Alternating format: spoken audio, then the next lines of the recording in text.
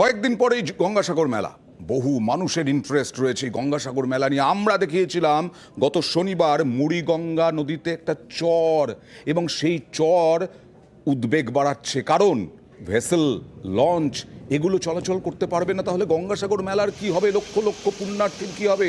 আজকে প্রশাসনিক বৈঠকে বসেছিলেন মুখ্যমন্ত্রী মমতা বন্দ্যোপাধ্যায়, এবং এই মুড়িগঙ্গা নদীর চর কিভাবে দূর করা হবে জানতে চান। কথা বলবো প্রতিনিধি সোমরাজের সঙ্গে। সোমরাজ, প্রশাসনের বৈঠকের এই প্রশাসনিক বৈঠকে প্রশাসনের কর্তা ব্যক্তিরা তারা কি আশ্বাস দিলেন? দেখো, প্রথমত যে আশ্বাস দেওয়া হয়েছে, যে জায়গায় চরগুলি পড়েছে সেইখানে কিছু আইডেন্টিফিকেশন মার্ক বা চিহ্নিতকরণ যায় এমনভাবে কিছু প্রযুক্তি ব্যবহার করা হবে যাতে লঞ্চগুলি যখন যাতায়াত করবে সেই জায়গাগুলিকে এড়িয়ে যেতে পারবে। মূলত গঙ্গাসাগর যাওয়ার যে চ্যানেল, অর্থাৎ যে রাস্তা লঞ্চগুলির জন্য, সেখানেই দেখা যাচ্ছে, সেই চ্যানেলেই দেখা যাচ্ছে এই চরগুলি পড়েছে। কেন পড়েছে? বিশেষভাবে যেটা সেচ দপ্তরের আধিকারিকরা বা যারা সেনাবাহিনী, নৌবাহিনীর আধিকারিকরা যেটা দাবি করছিলেন আজকের বৈঠকে, মূলত একটি জাহাজ ডুবে গেছে এবং সেই জাহাজ ডুবে যাওয়ার কারণে মূলত এই চরটি ক্রমশই তৈরি হচ্ছে।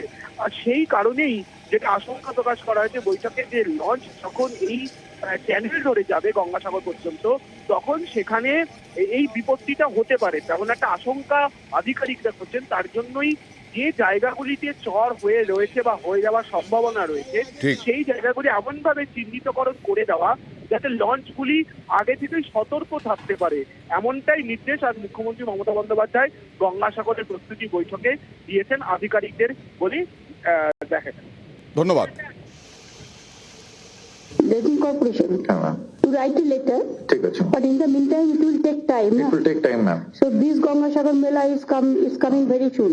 So I don't think that within 15 days they will be able to do it, because they have to technically they have to see that whether it is feasible or not, right, and how much technical experts they want to take from where, and it will take some days.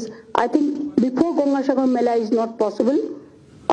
After Gangasagar Mela, please take appropriate action so that it should be cleared and it should not disturb our Sundarban area also.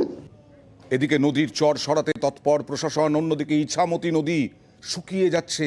টাকি গেছেন বহু দর্শক। টাকি দেখতে ভালো লাগে, টাকিতে ঘুরতে ভালো লাগে, ইছামতি দেখতে ভালো লাগে, ইছামতিতে ভাসতে ভালো লাগে। কিন্তু ইছামতি শুধু ওইটুকুর মধ্যে নয়, বসিরহাটের একটা জায়গায় ইছামতি পুরো শুকিয়ে যাচ্ছে, নদীতে চড়া পড়ে গেছে, কেউ দেখার নেই, ড্রেজিং পর্যন্ত বন্ধ। তাড়াতাড়ি উদ্যোগ নিন, ইছামতিকে মৃত্যুর হাত থেকে বাঁচান।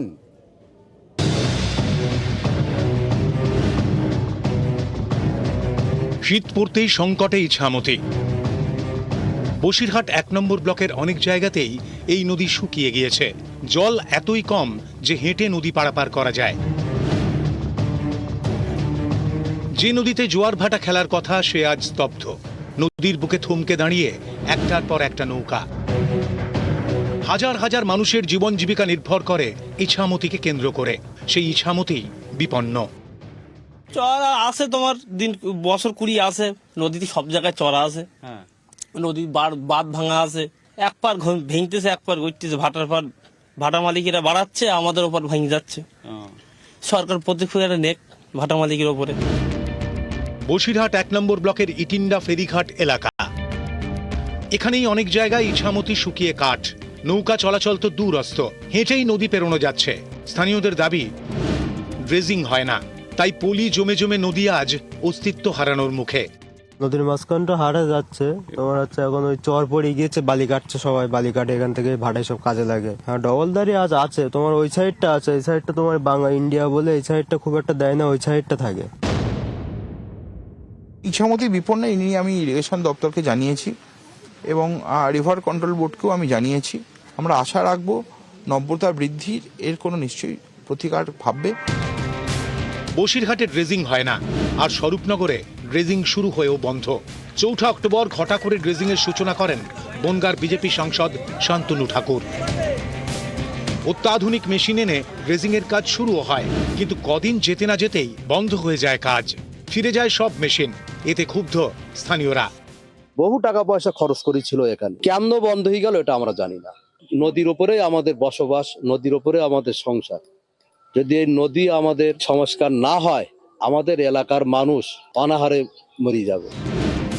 ইছামতি ভাত দেয়, এই নদীর জল সেচের কাজে লাগে। আবার ইছামতিতে মাছও ধরা হয়। স্বরূপনগর, ঠাকুরনগর সহ বিস্তীর্ণ এলাকার বহু পরিবারের বড় ভরসা ইছামতি। এইসব এলাকায় নদীর নাব্যতা কমে যাওয়ায় প্রতি বছরই বন্যা পরিস্থিতি তৈরি হয় স্বরূপনগরের আশেপাশের গ্রামগুলিতে। ড্রেজিং শুরু হওয়ায় সকলেই নিশ্চিন্ত হয়েছিলেন, কিন্তু কয়েকদিনের মধ্যেই সেই ড্রেজিং বন্ধ। এ নিয়ে শুরু হয়েছে রাজনৈতিক তরজা।